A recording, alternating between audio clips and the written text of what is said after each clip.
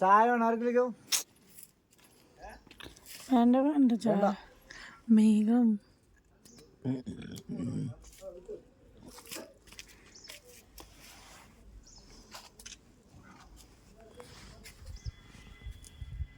പൂക്കൾ മഞ്ഞപ്പൂവ്.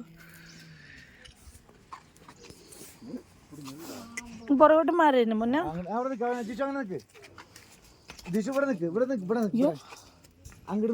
നോക്കി ചേട്ടാ അത് തൊട്ടടുത്തോണ്ട് നിർത്താതെ.